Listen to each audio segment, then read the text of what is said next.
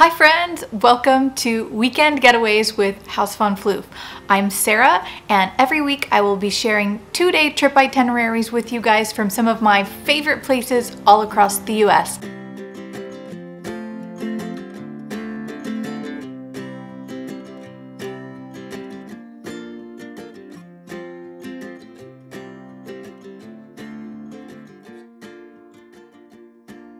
This week we're going to be starting off with a bang. We're going to Yellowstone. Yellowstone is one of the most visited national parks in the US and sits in the northwest corner of Wyoming, bordering Montana and Idaho. This park is absolutely massive, and before diving into this itinerary, I think it's important to make sure all of you realize that it can take hours to get from point A to point B in this park, and that's not including any wildlife traffic jams that you may encounter. Also, cell phone service is extremely limited in this park. We have T-Mobile and we had no service the entire time that we were there.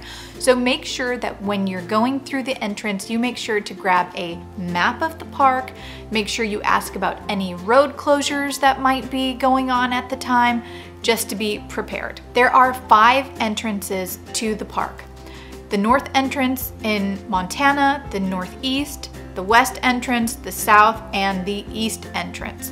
So we stayed at Grant Campground within the park at Yellowstone Lake. I highly recommend hitting up your bucket list spots or the most popular spots in the park first thing in the morning, because this park does get really crowded. So we started from Grant Campground and headed north through Hayden Valley. And Hayden Valley is one of the best places to spot wildlife in the park. We saw tons of bison and really enjoyed watching them. A tip that I want to share with you guys is to bring binoculars and even a chair, or plan to hang out in your car around sunrise or sunset. You'll see tons of people pulled over doing the same thing. Yellowstone is actually the only place that bison have lived continuously since prehistoric times. These bison make up the largest population on public land in the nation. Next, we headed to Norris Geyser Basin. This is one of the park's most popular attractions, so again, make sure that you're getting here either early or later in the day because parking can be tricky. Norris Geyser Basin is the hottest thermal region in Yellowstone. There's a boardwalk all throughout this area, and it lets you get right up to some of these geysers. You can actually feel the heat coming off of them. It is so cool. Yellowstone actually sits on top of a supervolcano, which is why it's bubbling with geothermal activity. We were just amazed by all the different colors we saw in this area. It was so beautiful. From here, we headed towards the north entrance to go and see the famous arch, as well as grab some lunch. I really wanted to go and see the Boiling River, but the visitor center let me know that due to COVID, the Boiling River is closed indefinitely. So when we headed back into the park, I was really surprised to see a bunch of people pulled over and in the river.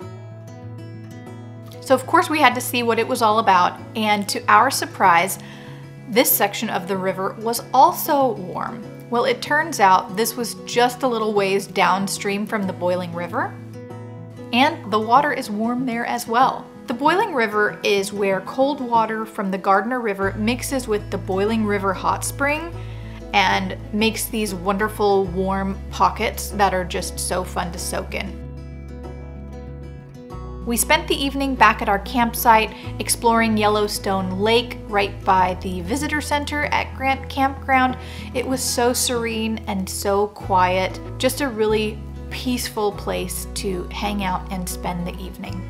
On day 2, we got up bright and early to head over to Old Faithful, arguably the most famous spot in the park. And while there are no set times when the geyser will erupt, if you go to the visitor center by Old Faithful, they will have times posted of when they predict that the next eruption will take place. Afterwards, we continued along the boardwalk to explore the Upper Geyser Basin.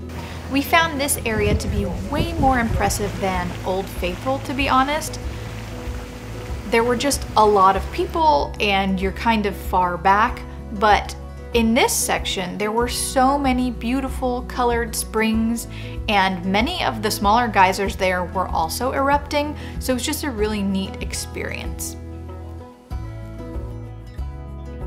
The next stop on our itinerary was Grand Prismatic Spring, only about 7 miles from Old Faithful. We chose to hike up to the overlook to enjoy the colors of the massive spring from up above. The Grand Prismatic is a whopping 370 feet in diameter. And a little tip, if you want to see the colors at their brightest, go around noon when the sun is the highest in the sky, and you will see those really vivid colors. But just be aware, this is probably going to be the time when it's also the most crowded. The next place you have to see is the Grand Canyon of Yellowstone. So many people don't even know that this exists. You can drive around the north and south rim and check out all the different colors of the canyon. There are several places to pull over and get a glimpse without a ton of hiking. But if you're up for a hike, you can go to the brink of the lower falls and get a gorgeous view right from the top of the waterfall. We ended up spending 2.5 days in the park, and while this wasn't nearly enough time, we definitely got to see the highlights. We got to see everything that we had on our Yellowstone bucket list. And honestly, there is so much that you can see from the car and just with getting out and not having to walk very far, which I found very practical. But I mean, you could easily spend 2 weeks in this park and never see the same thing twice. I hope you guys really enjoyed this first episode of Weekend Getaways. Be sure to check out my blog post as well, as I will be sharing all of the photos we took there, as well as some clickable links to information about the park. And if you enjoyed, please hit that subscribe button, as it really helps support my channel, and give this video a big like. I will talk to you guys soon with my next weekend getaway. Bye. 1, 2, 3, Press record? It's go. recording. Hi, my name. Make sure you see your face. Hi, my name is Sophie. We're seeing some of these. You wanna see them too? Let's go.